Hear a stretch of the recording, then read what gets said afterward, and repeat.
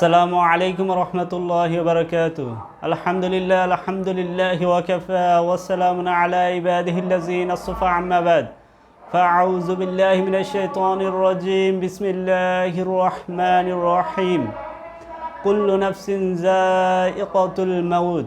ওয়া ক্বালা আন-নাবিয়্যু সাল্লাল্লাহু আলাইহি ওয়াসাল্লাম আকসিরুয যিকরা হাযিমিল লাযযাতিল মাউত আও কামা ক্বালা আলাইহিস সালাতু ওয়াসসালাম। প্রিয় সুধী, আজকে আমাদের আলোচনার বিষয় হলো মৃত্যুর স্মরণ। তো বেশি বেশি মৃত্যুর স্মরণ গুনাহ থেকে বেঁচে থাকার কারণ। প্রত্যেক প্রাণীকে মৃত্যুবরণ করতে হবে। এই পৃথিবীতে যারই একবার জন্ম হয়েছে তাকে অবশ্যই মৃত্যুবরণ করতে হবে। তো মানুষ, অন্যান্য জীবজন্তু, যত প্রাণী আছে সকলকেই কি একদিন না একদিন মৃত্যুবরণ করতে হবে। তো আমাদেরকে যেহেতু মৃত্যুবরণ করতে হবে, সেহেতু আমাদেরকে অবশ্যই আখিরাতের প্রস্তুতি নিতে হবে। তো আমরা বেশি বেশি মৃত্যুর কথা স্মরণ করব। আর বেশি বেশি মৃত্যুর কথা যদি স্মরণ করি তাহলে আমাদের অনেক ফায়দা রয়েছে, অনেক উপকার রয়েছে। তার মধ্যে এক নম্বরে হলো যে আমরা আখিরাতের প্রস্তুতি সহজে নিতে পারি।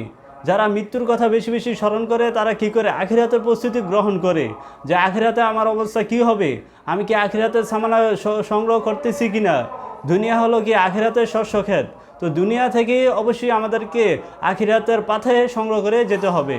দুই নম্বরে হলো যে আমাদের দুনিয়ার প্রতি লোভ লালসা যেটা আছে সেটা দূর হয়ে যাবে।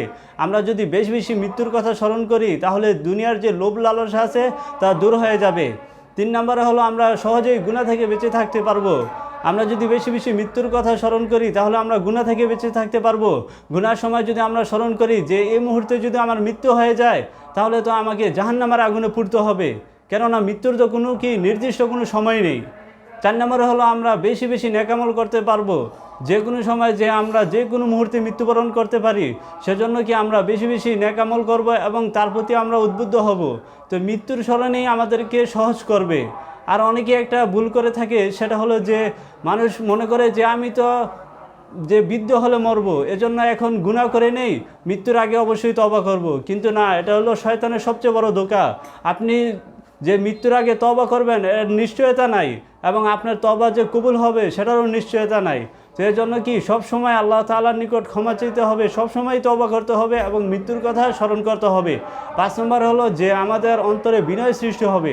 আমরা যদি বেশি বেশি মৃত্যুর কথা স্মরণ করি তাহলে আমাদের মন থেকে যে হিংসা, বিদ্বেষ, যত খারাপ গুণাবলী আছে সবগুলো দূরীভূত হয়ে যাবে এবং আমাদের হৃদয়ে কি বিনয় সৃষ্টি হবে। তো আমরা বেশি বেশি মৃত্যুর কথা স্মরণ করব। আর হাদিসে আছে যে রাসূল সাল্লাল্লাহু আলাইহি সাল্লাম বলেন যে হব্বুদ দুনিয়া রাসু কুল্লি খতিয়া, যে দুনিয়ার মহাব্বতেই সমস্ত গুনাহের মূল। তো আমরা যদি বেশি বেশি মৃত্যুর কথা স্মরণ করি তাহলে কি এই দুনিয়ার যে মহাব্বত আছে, দুনিয়ার প্রতি যে লোভ লালসা আছে সেগুলো দূর হয়ে যাবে। তো আল্লাহ তাআলা যেন আমাদেরকে বেশি বেশি মৃত্যুর কথা স্মরণ করে আখিরাতের পাথে সংগ্রহ করার তৌফিক দান করুন। ওয়া আখিরি দাওয়ানা আলহামদুলিল্লাহি রাব্বিল আলামিন।